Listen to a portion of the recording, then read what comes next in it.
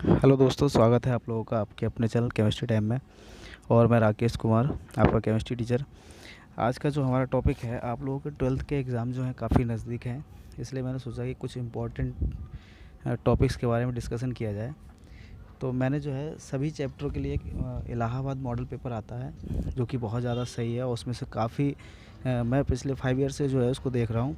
काफ़ी important question उसमें दिए रहते हैं। अगर उसको आप तैयार कर लें तो गारंटी है कि इसमें से जो है 85 टू 90% नंबर तक आप ला सकते हैं आराम से। क्योंकि मैंने इसको काफ़ी एनालाइज़ किया है और बार बार इसमें से एग्ज़ाम में ज़रूर पूछा जाता है। अगर इसको आप सिर्फ इसी को अगर पढ़ लेते हैं और इसके टॉपिक आप अगर क्लियर करके जाते हैं एग्ज़ाम में, तो गारंटी है कि आपके जो है मार्क्स अच्छे आएंगे। इसको पूरी तरीके से तैयार कर लीजिए। तो मैं इसको एक बार जो है आपको दिखा देता हूँ इसमें किस प्रकार से क्वेश्चन है।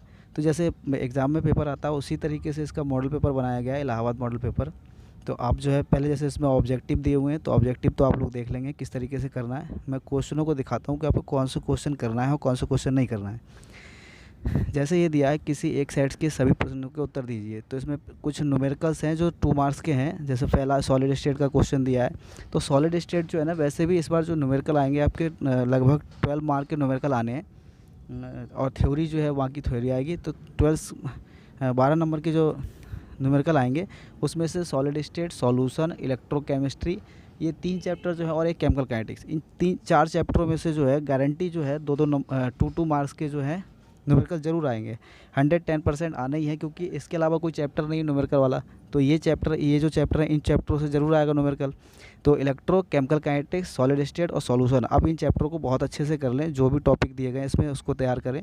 तो सॉलिड स्टेट के कुछ क्वेश्चन है। इसमें पहला क्वेश्चन है, एक ठोस द्रव्यमान में पोटेशियम परमाणु क्रिस्टलीय घनीय जालक के केंद्र में स्थित है। पोटेशियम के 4.0 ग्राम में इकाई सेलों की अनुमानित संख्या बताइए।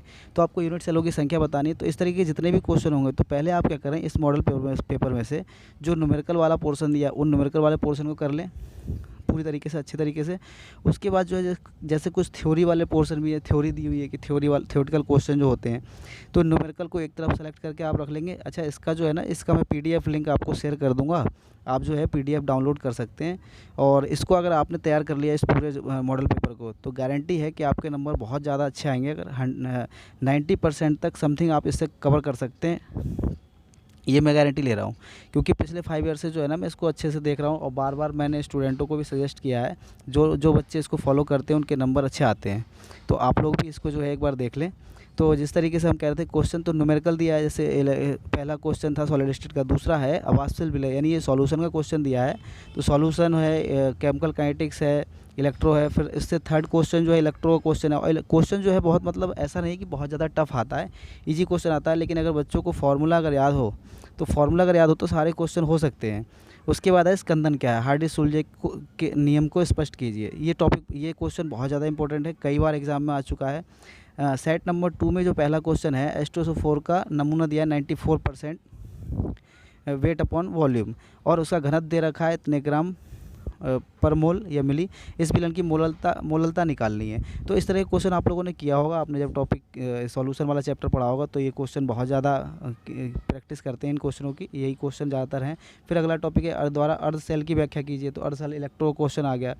फिर टिंडल इफेक्ट जो है, टिंडल प्रभाव कई बार एग्जाम में पूछा गया। ऋणात्मक उत्प्रेरण, अक्रिय गैसों की 2 विशेषताएं लिखिए। तो ये जितने भी इसमें क्वेश्चन है ना, फिर मैं लॉन्ग पे आता हूँ। लॉन्ग में कौन कौन सा टॉपिक है वो देख लीजिए एक बार, कि लॉन्ग क्वेश्चन कौन सा आने के चांस ज़्यादा है। और उसमें भी जो है ना, लॉन्ग में कुछ मैं बताता हूँ, उसको आप ज़रूर करें। लॉन्ग में भी कुछ क्वेश्चन जो हैं बहुत ज़्यादा अच्छे हैं। जैसे इधर है सेट नंबर 2 में, अथवा डीकन विधि द्वारा क्लोरीन बनाने की विधि। तो डीकन जो है ना, अपने आप में बहुत ज़्यादा इंपॉर्टेंट टॉपिक है। क्लोरीन बनाने की डीकन विधि जो है बहुत ज़्यादा इंपॉर्टेंट गैस है। और इसमें जो H2SO4 दिया है, H2SO4 की सुक्रोज और कॉपर के साथ होने वाली अभिक्रियाओं का रासायनिक समीकरण है। तो ये इसके जो है ना, H2SO4 के रासायनिक गुण तो हमारे सिलेबस में इस बार है, लेकिन H2SO4 के रासायनिक गुण के अलावा जो है H2SO4 बनाने की विधि नहीं है। तो आप सिर्फ H2SO4 के गुण पढ़ के जाएँ, क्योंकि H2SO4 सिलेबस से इस बार हटा दिया गया है। और उसके बाद अगर आप डीकन विधि याद कर लेते हैं, तो डीकन विधि याद करने के बाद जो है, सबसे ज़्यादा मेरी तरफ से जो इंपॉर्टेंट गैस है वो है ओस्टवाल्ड विधि। HNO3 बनाने की ओस्टवाल्ड विधि। और ओस्टवाल्ड की एक विधि, HNO3 बनाने की एक विधि और होती है बर्कलैंड तथा आइट की विधि, वो भी आप याद कर सकते हैं। ये तो हो गया इनऑर्गेनिक के क्वेश्चन जो है। उसके बाद ये क्वेश्चन कार्बोहाइड्रेट को परिभाषित कीजिए। ग्लूकोज अणु में 5 OH होते हैं, CHO समूह होता है। ये वाला क्वेश्चन कई बार पूछा गया है, 5 मार्क्स में आता है। अगर आप ये जो है तैयार करके जाते हैं तो आपका क्वेश्चन अच्छा पेपर हो जाएगा, मतलब काफ़ी ये आने के चांस 110% है। अच्छा, प्रयोगशाला में ओजोन गैस बना, तो ओजोन ज़्यादा कोई ऐसा नहीं कि बहुत टफ उसका वो है ना, इसमें रिएक्शन भी बहुत आसान होती है, तो ओजोन आप पढ़ लेंगे। मेरी तरफ से जो सबसे ज़्यादा इंपॉर्टेंट गैस है वो डीकन विधि है, HNO3 है। उसके बाद जो है डीकन Cl2 HNO3, और उसके बाद इधर ओजोन और सल्फर डाइऑक्साइड इसमें दिया है, तो मैं SO2 में और ओजोन को मानता हूँ कि ओजोन ज़्यादा इंपॉर्टेंट है। फिर ठीक है, उसके बाद ऑर्गेनिक वाले अगर पार्ट में आते हैं तो इसमें लिखा है ग्लूकोज बनाने की 2 विधियों की रासायनिक समीकरण दे दिया और इसकी हाइड्रोक्सिल एमीन और इससे क्रिया कराइए, एसिटिक एनहाइड्राइड के साथ होने वाली प्रक्रियाओं के रासायनिक समीकरण लिखिए। तो ये क्वेश्चन भी बहुत ज़्यादा इंपॉर्टेंट है। उसके बाद अथवा में दिया प्रोटीन क्या है, तो प्रोटीन भी इस बार इंपॉर्टेंट है, क्योंकि इस बार जो है ना कार्बोहाइड्रेट से जो है बायोमोलिक्यूल्स वाला जो चैप्टर था कार्बोहाइड्रेट वाला, उसमें से कई टॉपिक हटा दिए गए हैं। तो जो टॉपिक बचे हैं उसको आप जो है 110% करके जाएं। अगर उसमें से भी आप छोड़ के जाएंगे तो गारंटी है आपका पेपर फंसेगा नहीं। ठीक है, तो जो टॉपिक है इस बार उसको तो 100% आप करके जाएं, अगर अच्छे नंबर आपको लाने हैं। और नहीं लाने हैं तो कम से कम इसमें जो मॉडल पेपर में जो दिया है टॉपिक, उन टॉपिकों को ही पढ़ के चले जाएँ, तब भी आपका एग्ज़ाम अच्छा हो जाएगा। ठीक है, उसके बाद ये क्वेश्चन जो है क्वेश्चन नंबर 7, क्या होता है जब, केवल रासायनिक समीकरण देनी है। तो ये वाले क्वेश्चन आप एक बार प्रैक्टिस कर लें कि क्या होता है जब एथिल ब्रोमाइड को अल्कोहल के वजह के साथ गर्म किया जाता है। ये रिएक्शन आपने पढ़ी होगी। शुष्क ईथर सोडियम मेथिल क्लोराइड से अभिक्रिया करता है। कॉपर सल्फेट विलयन में फॉस्फीन गैस प्रवाहित करते हैं। सफ़ेद फास्फोरस को सांद्र सोडियम हाइड्रोक्साइड विलयन के साथ गर्म किया जाता है। इस तरह के क्वेश्चन। अच्छा, ये जो है निम्न पर संक्षिप्त टिप्पणी लिखिए। अब ये भी करते हैं, वुड्स अभिक्रिया, वुड्स फिटिंग अभिक्रिया, पी ब्लॉक तत्वों का रासायनिक सामान्य इलेक्ट्रॉनिक विन्यास, क्लोरीन का ऑक्सीकारक गुण, अंतरा हैलोजन यौगिक डी ग्लूकोज के निम्नलिखित यौगिकों के साथ अभिक्रिया कर सकते हैं। किसके, हाइड्रोक्सिलेमिन के साथ, हाइड्रोआयोडिक अम्ल, नाइट्रिक अम्ल, ब्रोमीन अम्ल, एसिटिक एनहाइड्राइड। ग्लूकोज की संरचना की विवेचना भी करवा सकते हैं आप। तो ये पेपर जो है पेपर में आएगा। अच्छा, एक जो है और है, निम्नलिखित पर संक्षिप्त टिप्पणी लिखिए, जो ऊपर दिया है। इटार्ड अभिक्रिया, रोजनमुंड, गाटरमैन कोच, कैनिजारो और एल्डोल संघनन। ये काफ़ी इंपॉर्टेंट नेम रिएक्शन है। अगर इन नेम रिएक्शनों को आपने तैयार कर लिया है तो गारंटी है कि ये नेम रिएक्शन आपके एग्ज़ाम में आने के चांस 110% है। उसके बाद जो है अगर हम देखें पीछे से, मैं आपको समझा रहा हूँ। सेट नंबर 3 है, निम्नलिखित यौगिकों से फिनॉल कैसे प्राप्त किया जाएगा। तो डाइएजोनियम, सल्फोनिक अम्ल और क्यूमीन, तो ये फिनॉल बनाने की विधि थी, आप लोगों ने पढ़ी होगी। उसके बाद आयुपेसी नाम है। आयुपेसी नाम तो कम आने के चांस है, फिर भी आप एक बार देख लें। एल्डोल संघनन, कैनिजारो अभिक्रिया आप बता सकते हैं। एल्डोल संघनन भी पढ़ा होगा और कैनिजारो भी। तो कैनिजारो जो है ना, एल्डोल संघनन बहुत ज़्यादा इंपॉर्टेंट रिएक्शन है। तो कुल मिला के ये है कि अगर ये मॉडल पेपर आप लोगों ने पूरा तैयार कर लिया है, जैसे केमिकल काइनेटिक्स से जो रिलेटेड क्वेश्चन है वो देखिए। सिद्ध कीजिए कि प्रथम कोटि की अभिक्रिया 3/4 पूर्ण होने में लगा समय अर्धायु का दोगुना होता है। इस तरह के क्वेश्चन कई बार आए हैं। अगर आप करके जाते हैं तो ये क्वेश्चन फिर से आने के चांस हैं। ऐसे ही इसी तरीके के क्वेश्चन जो है रिपीट होते हैं बार बार।